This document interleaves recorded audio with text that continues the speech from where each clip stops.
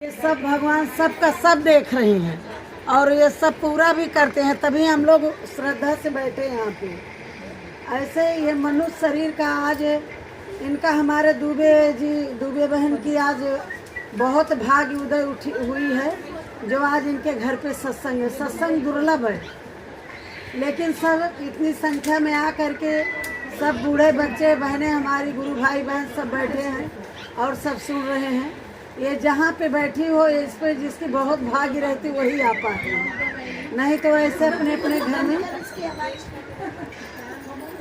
तो मनुष्य शरीर का मतलब क्या है? मनुष्य शरीर हम लोग लेकर के पाए हैं ये चोला मनुष्य का, तो इसको हम लोग को भजन में, कीर्तन में, दान में, पुण्य में, सब में लगा करके अपना सार्थक करना चाहिए। ऐसे एक चर्चा है कि एक बहन हमारी थी, बहुत बड़े घर की थी और बहुत बड़े घर की थी, लेकिन उनके दरवाजे पे अगर कोई आता था, अभी जैसे हम बता रहे हैं कि हमको भोलेनाथ ने बहुत कुछ दिया है, हमारे पास जब नहीं दिया है तो हम नहीं देंगे तो वो नहीं नाराज होंगे। लेकिन आपके पास है, माँ बाप के पास कोई चीज़ है और बच्चा जिद कर रहा है, अगर वो बच्चा नहीं पाएगा तो उसको बुरा लगेगा।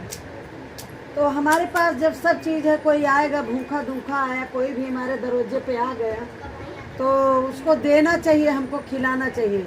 अभी दीदी देखो, जैसे वो पंडिताइन के लिए गई, दुआ मांग के आई, अब इनका क्या स्वार्थ था, लेकिन इनके भाव था तो ये गई और दुआ मांग के आ करके उनको ले गई, फूल दी, अब वो ठीक भी हो गई। जस किसका हुआ? इनका।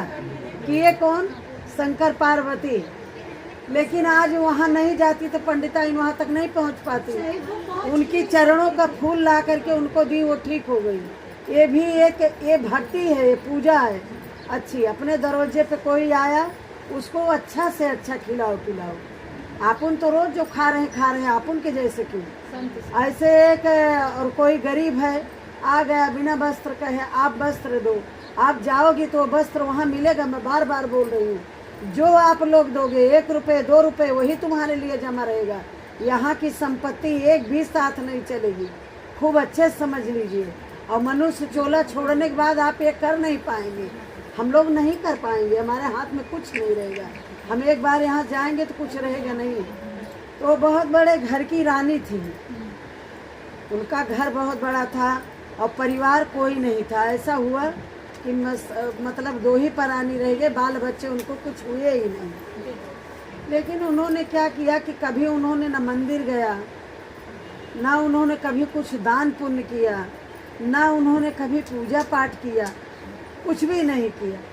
कुछ नहीं किया करके जो दरवाजे पे आता था तो वो बोलती थी कि आप मेरी ही सेवा कर दो, मैं क्या करूँगी। अब बैठी हैं, बढ़िया झूला पे झूल रही, घर में मोटा 20 किलो के गद्दे पे सो रही हैं। अब ये थोड़ी पता है कि हम जाऊंगी तो मुझे कुछ नहीं मिलेगा। और ये ज्ञान होता तो जरूर दान पुण्य करती, ये ज्ञान ही नहीं था। भगवान भोलेनाथ ये सद्भाव सबके अंदर दें, हमारे सभी गुरु भाई बहन सुखी रहें। अपने से थोड़ा में थोड़ा जो है तो थोड़े में दान पुण्य करके, ज़्यादा है ज़्यादा दान पुण्य करके अपने लिए जाने के बाद भी कुछ पूंजी बांध ली और रख ली। हम यहाँ बहुत सजाएंगे, लेकिन वहाँ सूटकेस का कपड़ा गहना नहीं जाने वाला। वहाँ जो आप हाथ उठा के किसी को दान कर रही हैं, जो आप भगवान के चरण में जाके अपना सर झुका रही हैं, यही सब काम देगा। और भगवान ने हमको उस लायक बनाया है।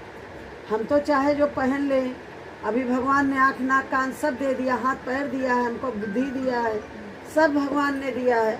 और सब पा करके हम अगर भूल जाएं उनको और ना कुछ करें तो हमारी जाने के बाद क्या गति होगी? उनका क्या देने में कमी थोड़ी है। हमने मनुष्य जन्म तुमको अनमोल दिया, तुमने व्यर्थ गंवाया, तो मैं क्या करूँ? बुद्धि दी है, दिमाग दिया है, सोचने के लिए हाथ पैर दिए, सब भगवान दिए। आप मेहनत करो और करो खाओ। वो रानी ने कभी किसी को इतना चीज नहीं दान की, कभी नहीं दान की, और बहुत सुंदर बहुत अच्छी। जब वो मर गई, मरी जब वो, तब उनके मरने के बाद में शिव गुरु कैलाश पर्वत से पार्वती मैया देख रही हैं, और एक चील है, चील पंछी, वो शिव गुरु की शिष्या वो भी थी, वो शिव गुरु का रोज दर्शन करती थी और शिव गुरु के कैलाश पर्वत के आसी पास में वो रहती थी चील। जब इनके घर से बड़े घर की बड़ी बात, अच्छी से इनका वो सजा अहबाती थी तो 16 श्रृंगार सजता है मरने के बाद, 16 श्रृंगार किया गया और खूब बढ़िया चुनरी उनरी उड़ाई गई। बड़े घर की बात ही क्या, फूल हार माला फूल सब चढ़ा, चांदनी वांदनी से पूरा तिथि सजा दी गई। अब लाश निकल रही है। अब वो चील जो है, चील समझते हो आप लोग? समझते। आकाश मार्ग में घूमती हैं, बड़ी बड़ी रहती हैं। तो वो चील है जाके शिव गुरु से उनके चरण में प्रार्थना कर रही है कि गुरुजी, शिव गुरुजी, आज बहुत अच्छी लाश बहुत बड़े घर से रानी की निकल रही है, क्या मैं इनका आहार कर सकती हूँ? वो रानी का आहार मैं कर सकती हूँ क्या? और मुझे बहुत अच्छा लग रहा है। तो शिव गुरु अपने मन में सोचे, अभी तो बोले चील से शिव गुरु महाराज कि पूरी छूट है आपको, आखिर भी तो अभी उनका जाके चिता पे उनकी शरीर जली जाएगी, इसलिए तुम खा लोगी तो आत्मा तो मेरे पास आएगा, लेकिन तुम खा लोगी तो तुम्हारा पेट भर जाएगा और उनकी लाश सार्थक हो जाएगी। ऐसा करके शिव गुरु ने उसको आदेश दे दिया कि जाइए आप खा लीजिए। अब चील आई उनके पास में मिडराने लगी खाने के लिए। अब थोड़ा देर रखे गए, सब जैसे रखे वो लकड़े बिकड़ा सब सजाते हैं, कर रहे हैं और चील आ रही है। अभी वो चील की नहीं, यही हम लोग की जीवन की कहानी है, यही हम लोग के जीवन की कहानी, सच्चाई यही है। जब चील आई और उनके पैर के पास पहुंची, गुरुजी आदेश दे दिए कि जाइए खा लीजिए, अगर खा लेंगे तो सार्थक हो जाएगा, कम से कम तुम्हारा पेट भर जाएगा। अभी उन मरने के बाद किसके शरीर काम की रही नहीं जाती है, तो चलो अब जाओ खा लो। तो गई वो चील, पैर उघार के देखी, तो पैर उघार के देखती है जब, तो मेहावर तो खूब बढ़िया बिछिया पायल पहनी है, मेहावर लगा है, अच्छा पैर तो खूब सुंदर है। लेकिन चील बोल रही है, पैर उघारी जब देखली चिल्होरिया, पैर तो बहुत महान हो राम, लेकिन यही पैरा से कभो तीर्थ न कैली, कैसे का करी हम आहार हो राम। गुरुजी के पास में वो फिर बोलती है, जा कर के बोलती है कि गुरुजी, आपसे गुरुजी हमें आदेश तो दे दिए कि जाओ पैर से खा लो, इतनी अच्छी लाश, हमें भी खूब लालच लगी थी, लेकिन मैं पैर उघार के देखी तो पैर तो बहुत सुंदर है, और भाई सुहागन है तो 16 श्रृंगार से सजी है ना अभी, तो बोले पैर तो बहुत सुंदर है, लेकिन मैं पैर उघार के देखी, एक चील एक पंछी वो उनका कर्म जान रही है, और वो पंछी की गति देखिए आप। चील बोली, लेकिन गुरुजी वो कभी तीर्थ नहीं गई है, मैं उसका आहार नहीं कर सकती हूँ, आहार करने लायक ही नहीं है, उसका पैर मेरे किसी काम का नहीं है, अब मैं किधर से खाऊं? सुंदर कितने, पैर भी कितने सुंदर हाँ। है, खुद भी कितनी सुंदर है, लेकिन बोले आप किधर से खाऊं? तो बोले कि अब जाओ हाथ से खा लो। तो फिर वही हाल हुआ, हथवा उघारी जब देखली चिलोरिया, देखली चिल्होरिया, हथवा तो बहुत महान हो राम। यही, लेकिन हाथ तो बहुत अच्छा है, चूड़ी कंगन सब सजा है, नक पालिश लगी, मेहंदी लगी है, हाथ बहुत सुंदर है, और जीवन भर घर में रही है तो और सुंदर रानी है, लेकिन यही हथवा से का भाव दानव न कैली, कैसे का करी हम आहार हो राम। यही हथवा से कभी दान न कैली, कैसे का करी हम भगवान के पास फिर बोलती शिव गुरु महाराज, मैं आप बोले हाथ से खा लो, वो हाथ तो मेरे काबिल ही नहीं है, मैं हाथ से भी उनको नहीं खा सकती रानी को। वो हाथ से कभी दानी पुण्य नहीं किया, वो जब हाथ से दान पुण्य नहीं तो उनका हाथ किसी काम का नहीं है। चील भी उसको मतलब स्वीकार हाँ, मैं हाथ से नहीं खा सकती हूँ, अभी मैं कहाँ से खाऊं? तो बोले जाओ पेट से खा लो, पेट से खा लो। तो रानी को बाल बच्चे कुछ तो नहीं थे। पेटवा उघारी जब देखली चिल्होरिया, पेटवा तो बहुत महान गोरा, यही पेटवा में कभो शिशुओं न पलले, कैसे का करी हम हारे हो राम। यही पेटवा में कभो बल को न पलले, कैसे का करूं मैं हारे हो राम। फिर चील भगवान से बोलती भोलेनाथ से कि रानी को तो बाल बच्चे नहीं हुए हैं, इनका तो पेट खाली अपना एक खा खा के पेट भरी है, और इनके उदर में तो कभी बालक नहीं पला है, बच्चा नहीं पला है, इनका पेट मैं नहीं खा सकती गुरुजी, ये मेरे काबिल नहीं है। और शिव गुरु से बोलती है कि ये पेट में मेरे काबिल नहीं है, अभी मैं क्या करूं? तो शिव गुरु बोले स्तन से खा लीजिए। अब छतिया उघारी जब देखली चिल्होरिया, छतिया तो बहुत महान हो राम, छतिया तो बहुत महान हो राम।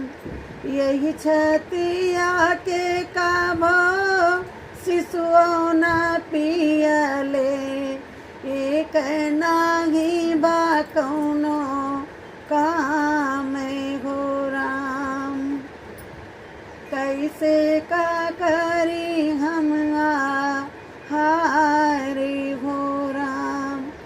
चील फिर बोल रही शिव गुरु से कि मैं इनके स्तन का छाती का भी पान नहीं खा सकती हूँ, क्योंकि कोई बालक कभी इसमें पिया ही नहीं है, वो भी किसी काम में नहीं आया है, मैं उसका भी आहार नहीं कर सकती हूँ।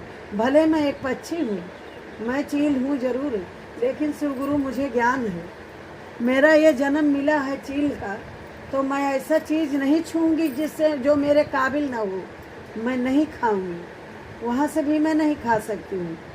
तो बोले कि फिर ठीक है, फिर सर से खा लीजिए। अब फिर चील ने वही बोला। अब मांग तो खूब अच्छी भरी है, मांग 16 श्रृंगार जब जाती हैं सुहागन स्त्री तो उनकी पूरा 16 श्रृंगार उनका अच्छे से किया जाता है। मांग सजी है, माथ पे बिंदिया लगी है, सब हुआ है। फिर मथवा उघारी जब देखली चिल्होरिया, मथवा तो बहुत महान हो राम। अरे यही मथवा कभो शिव गुरु चरण न झुकले, कैसे का करी हम हारे हो राम। यही मथवा तो कभो मंदिर न झुकले, कैसे का करी हम हारे हो राम। चील बोल रही है कि गुरुजी हमारे काबिल इनका माथ भी नहीं है, कभी इन्होंने अपने बड़ों को प्रणाम नहीं किया है, कभी इन्होंने अपने देवता लोग को शरण में जाके सर नहीं झुकाया है, तो ये माथ मेरे किस काम का है, अभी मैं कहाँ से खाऊं। तो बोलते हैं कि आँख से खा लो। अब आँख में सुरमा तो खूब बढ़िया लगा है, काजल सुरमा लगा है, बढ़िया है, ब्रो बनवाई, आँख के सजा बढ़िया सजा के रखी है, बहुत सुंदर हो गया है। ऐसा होता है लोग बिटिया। अभी ये मैं कहानी में बोल रही हूँ, आगे मैं अभी आपको बताऊंगी सब। तो ऐसा हम लोग भी सजाते हैं अपने को बहुत। तो बोल रही है कि मैं आँख से खाऊँ। बोले हाँ, शिव गुरु बोले आँख से खा लीजिए। अखिया उघारी जब देखली चिल्होरिया, अरे अखिया तो बहुत महान हो राम। यही अखिया से कबो प्रभु दर्शन न कैली, कैसे का करी हम हारे हो राम। यही अखिया से गुरु दर्शन न कैली, कैसे का करी हम हारे हो राम। अब फिर वो चिल बोल रही है कि मैं इनको आँख से भी नहीं खाऊंगी। इन्होंने कभी आँख से भगवान का दर्शन ही नहीं किया है, मैं इन्हें नहीं खा सकती हूँ। गुरु जी, मैं बार बार आपसे पूछ रही हूँ, बोले आप बोली थी कि खा लूँगी और मुझे खाने का आदेश, तो आपको मैं फुल आदेश दिया हूँ। अब आप जाइए कान से खा लीजिए। अब कान से खाने गई तो झुमकी वाला खूब सजा है बढ़िया, कान में भी। तो कान से जब चील उघारी, फिर कनवा उघारी जब देखली चिल्होरिया, कनवा तो बहुत महान हो राम। यही कनवा से कभो गीता न सुनली, कैसे का करी हम हारे हो राम। यही कनवा से गुरु मंत्र न सुनली, कैसे का करूँ मैं हारे हो राम। फिर चिल जाके बोल रही शंकर भोलेनाथ से कि कान भी मेरे काबिल नहीं है। ये कान में झुमका तो बहुत सुंदर पहनी है, लेकिन कभी प्रभु का नाम इनके कान में नहीं गया था। और वो रानी को इतना घमंड था, इतना घमंड था कि वो कहीं कथा भागवत कुछ सुनती थी बाहर का पूजा पाठ का, तो कान में उंगली डाल लेती थी कि उनके कान में कभी आवाज़ न जाने पाए। ऐसा वो कान